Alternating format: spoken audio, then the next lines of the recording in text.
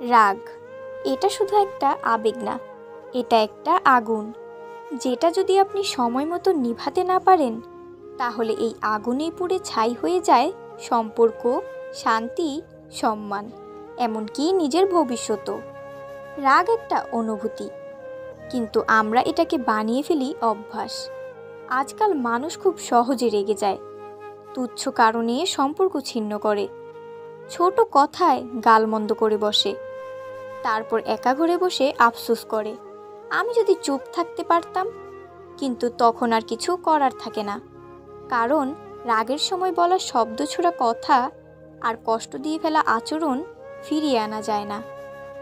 রাগ আমাদের সবার মধ্যেই আছে, কিন্তু রাগকে কে নিয়ন্ত্রণ করে আর কে রাগের কাছে হেরে যায় সেই পার্থক্যই আমাদের জীবন গঠনের পথ ঠিক করে দেয়। রাগ কখন আসে? যখন কেউ আমাদের অপমান করে, আমাদের ভুল বোঝে, কথা না শুনে উল্টো কথা বলে, আমাদের ওপর অভিযোগ তোলে। আবার রাগ আসে নিজের ভিতরের অক্ষমতা, ইগো আর অহংকার থেকে। আমরা নিজেদের অনেক বড় ভাবি, এবং যখন কেউ সেই ভাবনার সঙ্গে মেলে না তখন রাগ জন্মায়। কিন্তু আপনি কি জানেন, রাগে কখনো সমস্যার সমাধান হয় না, বরং রাগ সমস্যা আরও বাড়িয়ে দেয়। সম্পর্ক নষ্ট হয়, কাজের গতি কমে যায়, এমনকি শরীরও অসুস্থ হয়ে পড়ে। যারা বেশি রেগে যান তারা ধীরে ধীরে হার্টের সমস্যা, উচ্চ রক্তচাপ আর মানসিক বিষণ্ণতায় ভুগে থাকেন। কারণ রাগ আমাদের শরীরের ভিতরে নেগেটিভ হরমোন তৈরি করে, যা আমাদের ধ্বংসের দিকে নিয়ে যায়। তাহলে উপায় কি? রাগের ঔষধ কি? এটা কোনো ট্যাবলেট না, কোনো ডাক্তারের প্রেসক্রিপশন না। এই ঔষধ আছে আপনার ভেতরে, শুধু খুঁজে বের করতে হবে। প্রথমত, যখন আপনি রেগে যান তখন সাথে সাথে চুপ হয়ে যান। কিছু না বলাই সেই সময় সবচেয়ে বুদ্ধিমানের কাজ।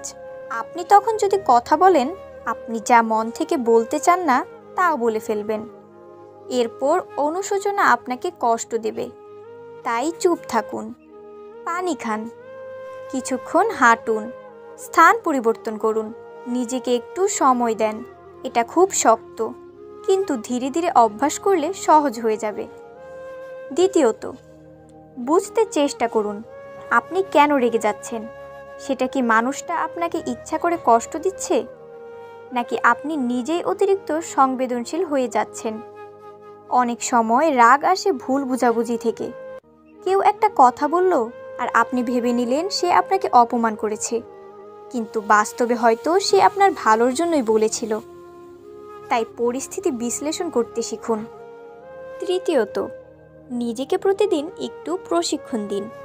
প্রতিদিন সকালে 2 মিনিট চোখ বন্ধ করে ভাবুন, আজকে যদি কেউ আমাকে অপমান করে আমি কি করব। মানসিকভাবে প্রস্তুত থাকলে রাগ সহজে আসে না, নিজের ভেতর শান্ত থাকার শক্তি তৈরি হয়।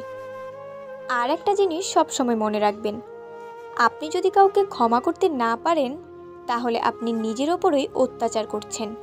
কারণ আপনি যত রাগ ধরে রাখবেন আপনি তত বিষাক্ত হবেন। রাগ কখনো অন্যকে কষ্ট দেওয়ার জন্য যথেষ্ট নয়। রাগ শুধু নিজের শান্তি নষ্ট করে। তাই ক্ষমা করতে শিখুন, ভুলে যেতে শিখুন। সবচেয়ে কার্যকর ঔষধ হচ্ছে প্রার্থনা। যখনই আপনি নিজের রাগ নিয়ন্ত্রণ করতে পারছেন না, চুপ করে বসে আল্লাহর কাছে বলুন, হে আল্লাহ, আমাকে শান্ত করুন। আপনার ভিতরের আলো জ্বলবে, আপনি নিজেই নিজের ভিতরের আগুন নেভাতে পারবেন। রাগ নিয়ন্ত্রণ করার মানে এই নয় যে আপনি দুর্বল, বরং আপনি অনেক বেশি শক্তিশালী। যে নিজের রাগ সামলাতে পারে সে পুরো পৃথিবীকেও জয় করতে পারে। কেউ আপনাকে ছোট করে কথা বললে, অপমান করলে, তার মতো হয়ে পাল্টা কথা বলার দরকার নেই।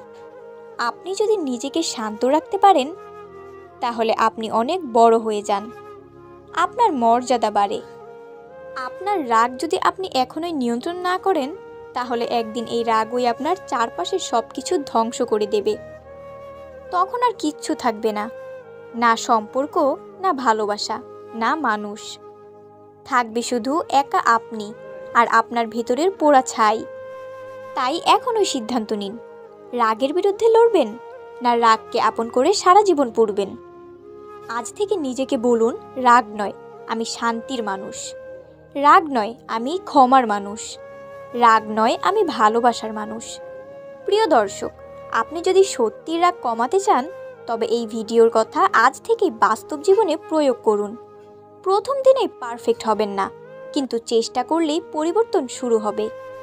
আজকের ভিডিওটি এমন কাউকে পাঠিয়ে দিন যে প্রিয় মানুষটি রেগে গিয়ে সব কিছু নষ্ট করে ফেলছে।